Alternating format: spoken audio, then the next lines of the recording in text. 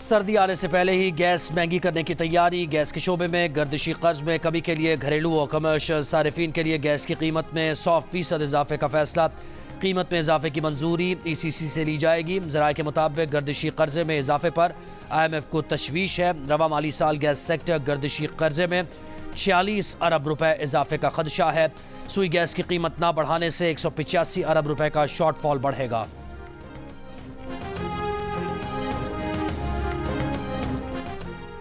Fuel price adjustment غیر قانونی قرار دینے کا لاہور ہائی کورٹ کا فیصلہ کل عدم۔ سپریم کورٹ نے فیول پرائس ایڈجسٹمنٹ کے خلاف کمپنیز کا معاملہ نیپرا اپیلیٹ ٹرائبیونل بھیج دیا۔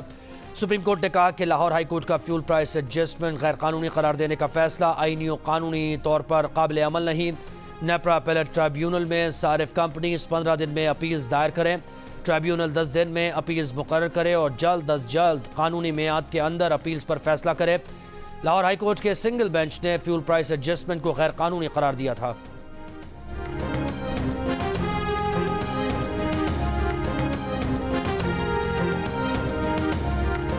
ایک لیٹر پیٹرول 40 روپے سستا۔ کرائے اور دیگر اشیاء کی قیمتوں میں ریلیف کب ملے گا؟ عوام کا پیٹرول مہنگا ہونے سے مہنگی ہونے والی کھانے پینے کی اشیاء کی قیمتوں میں بھی کمی کا مطالبہ۔ ایک لیٹر پیٹرول 40 روپے سستا ہو کر 283 روپے 38 پیسے کا ہو گیا۔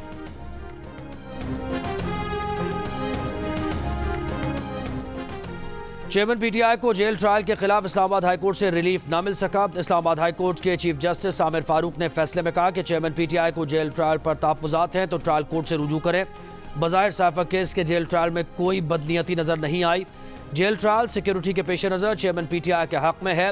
وہ خود بھی اپنے سیکیورٹی پر متعدد بار خدشات کا اظہار کر چکے ہیں۔ شاہ محمود قریشی نے بھی سائفر کیس میں جیل ٹرائل اسلام آباد ہائی کورٹ میں چیلنج کر دیا۔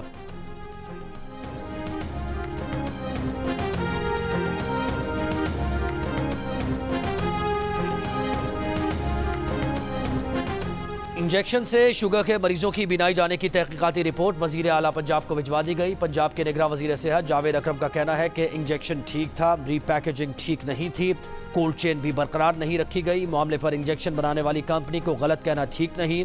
انجیکشن کینسر کے مریضوں کے لیے 20 سال سے استعمال ہو رہا ہے۔ انجیکشن سے شوگر کے 65 مریضوں کی بینائی متاثر ہوئی تھی۔ غزہ پر اسرائیلی فوج کی وحشیانہ بمباری مسلسل 10ویں روز بھی جاری۔ مزید 421 فلسطینی شہید ہو گئے۔ شہداء کی تعداد 2750 ہو گئی۔ 9000 سے زائد زخمی۔ 1000 سے زائد فلسطینی اسرائیلی بمباری سے تباہ عمارتوں کے ملبے میں دبے ہوئے ہیں۔ امریکی وزیر خارجہ اینٹنی بلنکن دوبارہ اسرائیل کے دورے پر تل ابیب پہنچ گئے۔ وزیر اعظم بنجمن نیتنیاہو سے دوبارہ ملاقات متوقع۔ جرمن چانسلر اولاف شولز کل اسرائیل کا دورہ کریں گے۔ مصر کی جانب سے رفح سرحد نہ کھولنے سے غزہ میں انسانی امداد بھی اب تک نہیں پہنچ سکی۔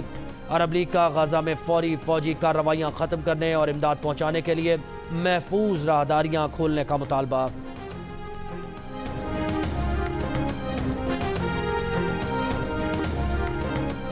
مسلم لیگ نون کے قائد نواز شریف کہتے ہیں اسرائیلی جارحیت محض فلسطین پر نہیں پوری انسانیت پر حملہ ہے۔ دنیا کو جان لینا چاہیے کہ مسئلہ فلسطین کے مستقل حل کے بغیر پائیدار امن خطرے میں رہے گا۔ پاکستان آج بھی ہمیشہ کی طرح فلسطینی بھائیوں کے ساتھ کھڑا ہے۔ حکومت پاکستان ہر عالمی فورم پر فلسطینی کاز کے حق میں آواز اٹھائے۔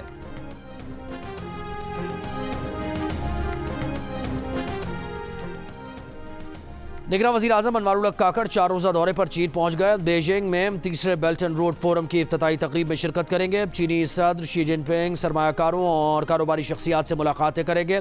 نگراں وزیر اعلیٰ سندھ جسٹس ریٹائرڈ مقبول باقر اور نگراں وفاقی وزیر برائے تجارت گوہر اعجاز بیلٹ اینڈ روڈ فورم میں شرکت کے لیے چین پہنچ چکے ہیں۔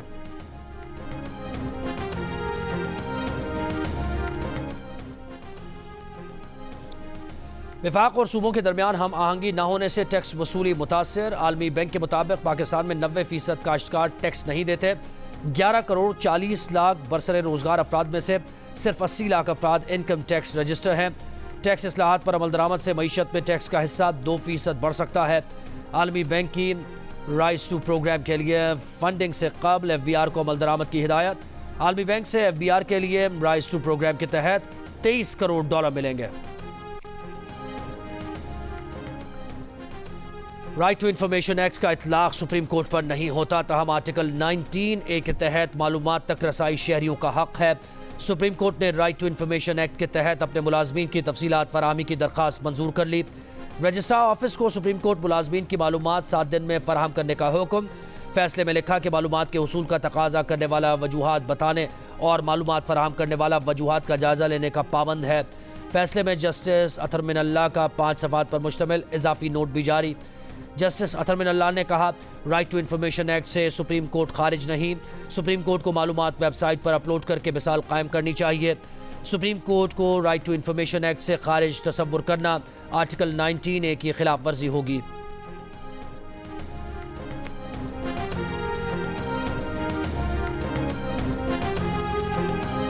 توشہ خانہ اور 190 ملین پاؤنڈ اسکینڈل کیس میں ضمانت کے لیے بشریٰ بی بی کی اسلام آباد کی احتساب عدالت میں طلبی۔ بشریٰ بی بی کہاں ہیں؟ جج نے بشریٰ بی بی کو روسٹرم پر بلا لیا۔ بشریٰ بی بی کٹہرے میں آ کر کھڑی ہو گئیں۔ عدالت نے تصدیق کے بعد دونوں کیسز میں بشریٰ بی بی کی ضمانت 31 اکتوبر تک 5 لاکھ روپے کے مچلقوں کے عوض منظور کر لی۔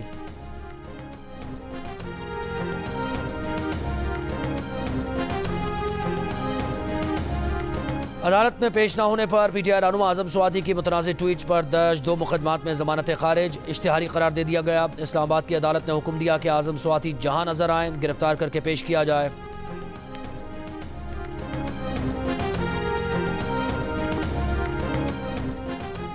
لاہور کی عدالت میں فروخ حبیب کی بازیابی کی درخواست پر فیصلہ محفوظ۔ عدالت میں پیش پولیس رپورٹ میں بتایا گیا کہ فروخ حبیب پنجاب پولیس کی حراست میں نہیں۔ فروخ حبیب پر 9 مئی سمیت 13 مقدمات درج ہیں۔ 2021 میں ویڈیو کے ذریعے خواتین کو ہراساں کرنے کا کیس، سماجی حلقوں نے کوئٹہ کی مقامی عدالت سے ملزمان کو دی گئی سزاؤں کو ناکافی قرار دے دیا۔ مرکزی ملزم کو سزائے موت اور ساتھی ملزم کو کم سے کم عمر قید دینے کا مطالبہ۔ عدالت نے مرکزی ملزم کو 6 سال قید، 5 لاکھ جرمانے اور اس کے ساتھی کو 3 سال قید اور جرمانے کی سزا سنائی ہے۔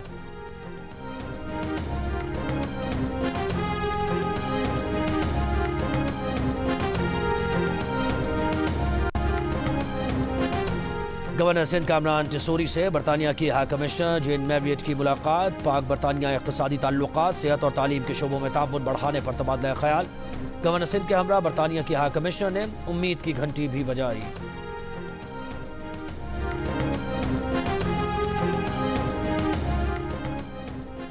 بھارتی اداکاروں کے وفد کی کرتارپور آمد، فلم ساز سید نور اور دیگر نے استقبال کیا۔ بھارتی فنکاروں نے دربار صاحب کرتارپور میں مذہبی رسومات ادا کی۔